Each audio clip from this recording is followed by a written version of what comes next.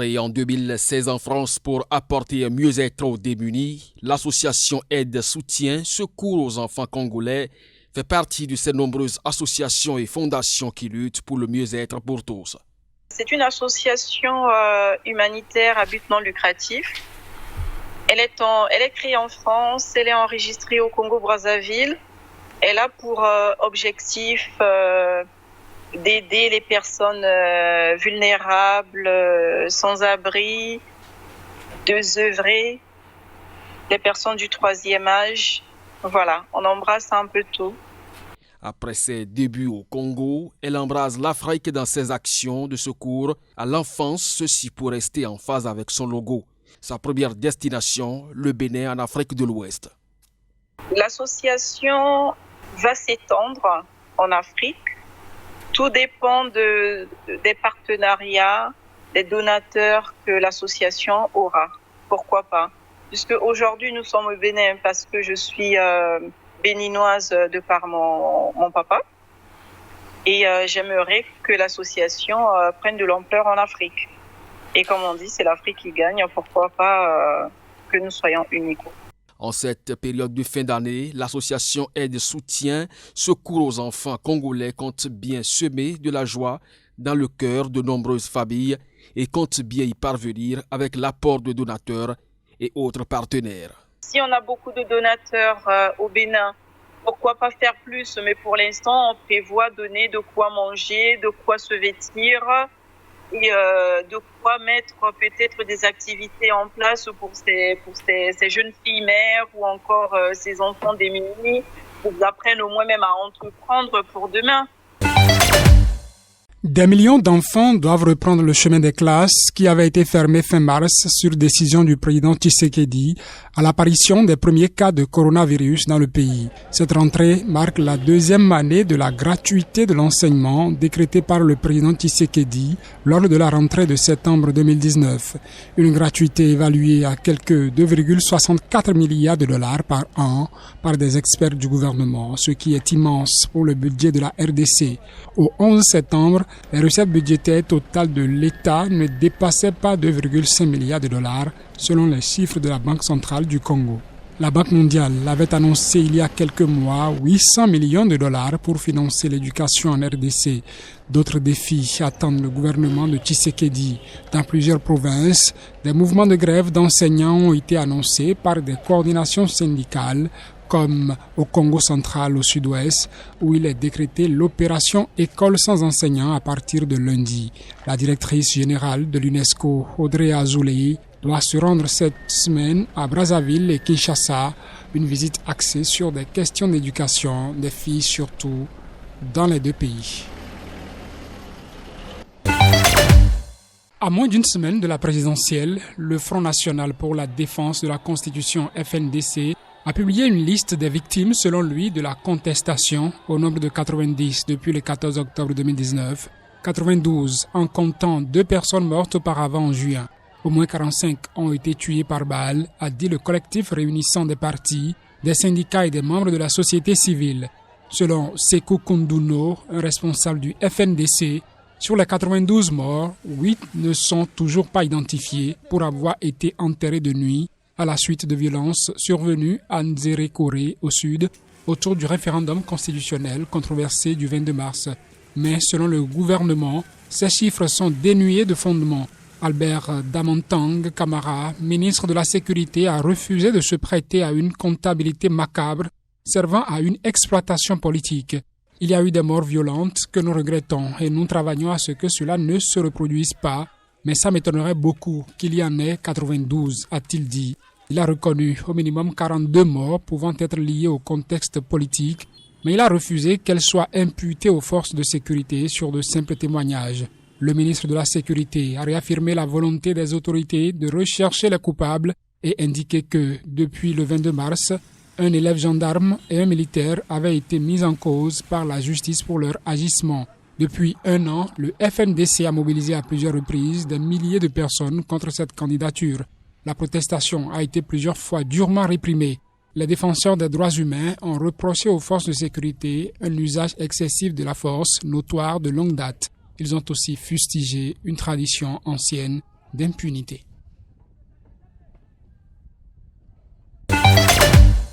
La contestation populaire née sur les réseaux sociaux après la diffusion d'une vidéo montrant des agents présumés de la SARS tuant un homme à Ughelli dans l'état de Delta au sud du Nigeria a mené à l'annonce ce dimanche par la présidence nigériane de la dissolution avec effet immédiat de l'unité spéciale.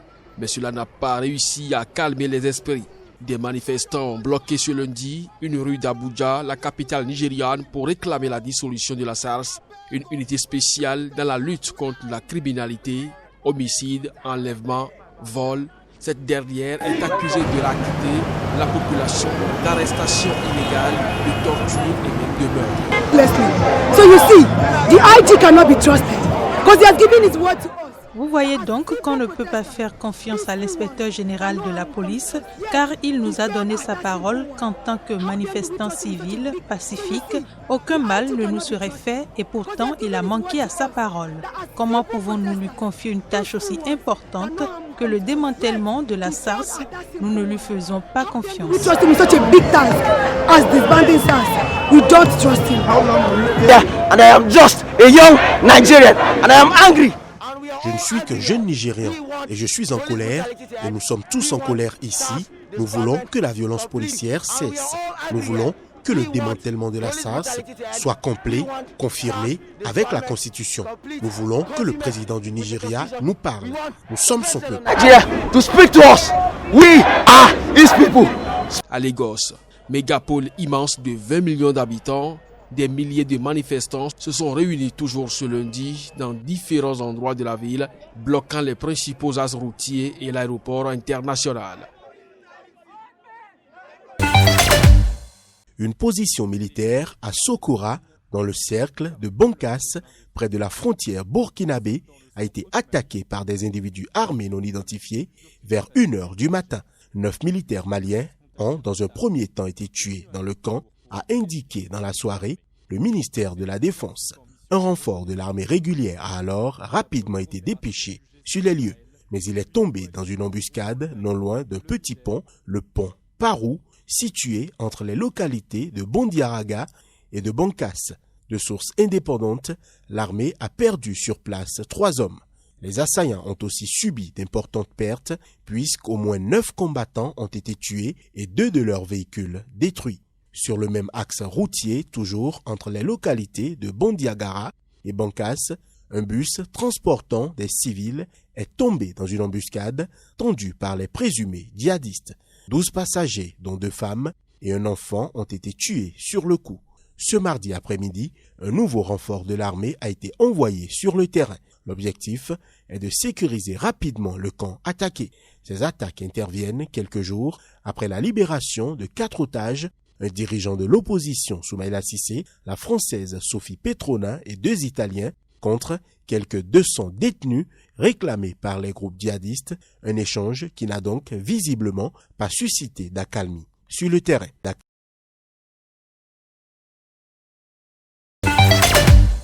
La marche visait à dire non à ceux qui convoitent les terres et les richesses de la République démocratique du Congo, avait indiqué ce mardi sur Twitter Martin Fayoulou, candidat malheureux à la présidentielle de décembre 2018. Nous avons été dispersés par la police, les pneus du véhicule du président Fayoulou ont été crevés, a déclaré le secrétaire national du parti de l'opposant. Après l'incident, Martin Fayoulou s'est rendu au commissariat de la police de l'échangeur de Limité dans le centre pour exiger la réparation des pneus de son véhicule, selon des témoins et les médias congolais. En fin d'avant-midi, quelques dizaines de manifestants rassemblés aux abords de ce commissariat de police qui scandaient non à la balkanisation du Congo ont été dispersés par la police. Martin Fayoulou et des acteurs de la société civile dénoncent le risque de balkanisation de la République démocratique du Congo en visant notamment le Rwanda voisin. Une décision prise la semaine dernière d'accorder à une entité rurale, Mineboué, le statut et les pouvoirs d'une commune à part entière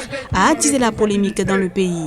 Minembwe, dans le sud Kivu, a un maire et une grande partie de ses habitants issus de la communauté des Banyamulenge, des Congolais Tutsi, aux lointaines origines rwandaises. Le président Félix Tshisekedi a décidé d'annuler cette décision et d'installer une commission d'experts, des géographes et des juristes pour redéfinir les limites de la commune de Minembwe, située sur les hauts plateaux de Fizi.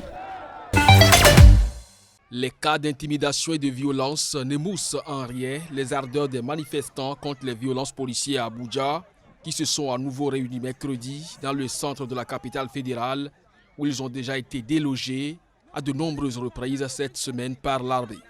Le gouvernement avait réitéré mardi ses promesses de réformer la police, mais cela n'a pas suffi à apaiser la colère des manifestants.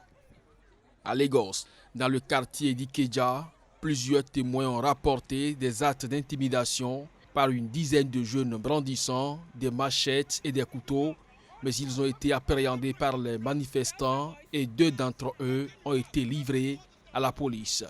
Les manifestations contre les violences policières qui rassemblent des centaines, parfois des milliers de jeunes dans les rues de plusieurs villes du sud du pays à Abuja ont fait 10 morts, dont 2 policiers selon un décompte mercredi d'Amnesty International.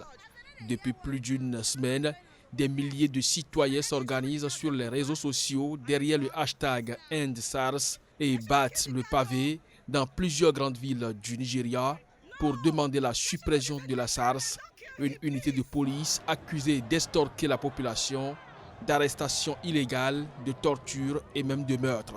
Face à la pression de la rue, le gouvernement a d'abord annoncé dimanche le démantèlement immédiat de cette unité spéciale et mardi soir, le porte-parole de la police, Frank Mba, a annoncé une série de mesures en réponse aux demandes des manifestants pour plus de transparence au sein de la police et a promis de faire passer les tests psychologiques aux officiers de la SARS avant leur redéploiement dans d'autres services de police.